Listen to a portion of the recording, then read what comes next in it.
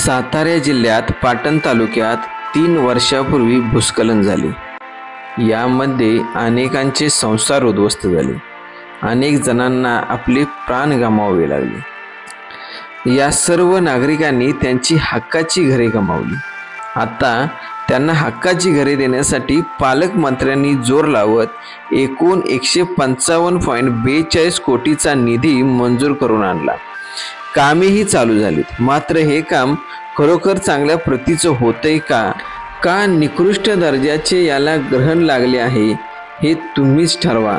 हा सविस्तर रिपोर्ट पाहू, कारण याच्या मागेही लोकसम्राट महाराष्ट्र न्यूजने सत्य दाखवण्याचा प्रयत्न केला आहे। पहिल्या चित्रामध्ये जे तुम्ही पाहताय हे बांधकामामधील प्लेयर आहे, त्यांनी कशा पद्धतीने प्लेयर कमकुवत आहे तुम्ही पाहू शकता। आणि जर हाताने जर उखडलं तर ते उखडतंय, हाताने चुरा केला तरी चुरा होतोय। आणि याच्यामध्ये कशाही पद्धतीने क्रेसेंट वापरलेली दिसत नाही, सगळा भुस्सा यामध्ये वापरलेला दिसतोय तुम्हाला। तुम्ही पाहू शकता की कशा पद्धतीने या ठिकाणी निकृष्ट दर्जाचं काम केलं जातंय। आणि हाताने चुरा जर करून जर या प्लेयरची अवस्था अशी असेल तर मग कशा पद्धतीचं हे बांधकाम आहे तुम्हीच पहा। त्याच पद्धतीनं आता तुम्ही दुसऱ्या व्हिडिओमध्ये पहा की त्या ठिकाणचे सुद्धा प्लेयर बांधलेले आहेत, ते कशा पद्धतीनं आहेत। आम्ही ते प्लेयरही पाहिलं आणि ते प्लेयर उकरून त्यातला चुरा काढण्याचा प्रयत्न केला, मात्र ते प्लेयर जे होते त्यातला एकही कण त्या ठिकाणी निघत नव्हता। म्हणजे मजबूत बांधकाम त्या ठिकाणी आम्हाला दिसलं, म्हणजे ह्या ठिकाणचं बांधकाम मजबूत दिसलं। म्हणजे काहीच ठिकाणी असं पाहायला मिळालं, नंतर काही ठिकाणी पूर्ण भुश्याचंच बांधकाम आपल्याला तिथं मी तुम्हाला पहिल्या व्हिडिओमध्ये दाखवलेलं आहे। या ह्याच्यामधले आपण काढायचा प्रयत्न करतोय पण निघत नाही। याचा अर्थ असा होतोय का अधिकारी व टेस्टिंगसाठी हे मटेरियल या बीममध्ये वापरले असावे। मग या ठेकेदाराने अशी ही बनवाबनवी हीच चालू केलेली आहे की काय, असंच वाटतंय। आपल्या लोकसम्राट महाराष्ट्र न्यूजच्या बातमीत यापूर्वी या ठिकाणी डस्ट म्हणजेच ग्रीटचा डेपो दाखवला होता, मात्र आता कंपनीच्या ठेकेदारांनी या ठिकाणी क्रेसेंट टाकून ग्रीट लपवण्याचे काम केले आहे।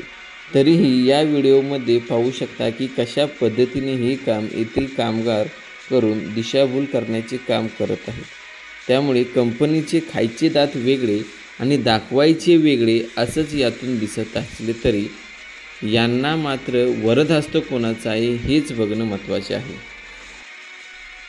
कोयना विभाग हे भूकंप क्षेत्र, या विभागात पावसाचे प्रमाण जास्त आहे, त्यामुळे कोणतेही बांधकाम झाले तरी ते मजबूत होणे व टिकाऊ करणे हे शासनाचे काम आहे। मात्र या ठिकाणी याची काळजी घेतली जात नसल्याचे दिसत आहे।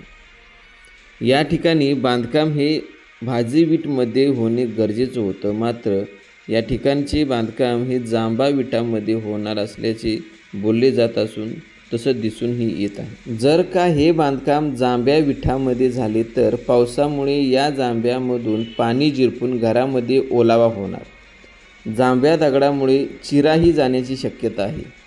त्यामुळे अति पावसाचा मारा हा जांभा दगड सहन करणार का यामुळे दगडग्रस्तांची परत वताहात होणार हे तुम्हीच ठरवा। हा सर्व रिपोर्ट पाहून तुम्ही तुमच्या प्रतिक्रिया नक्की नोंद करा, कारण आगीतून उठून फुफाट्यात पडण्यासारखी परिस्थिती या ढोकावळी ग्रामस्थांची होऊ नये एवढीच इच्छा।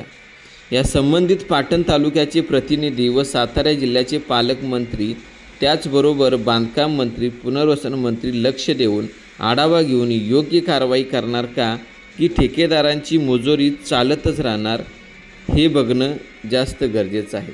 Bureau report, Loksamrat Maharashtra news.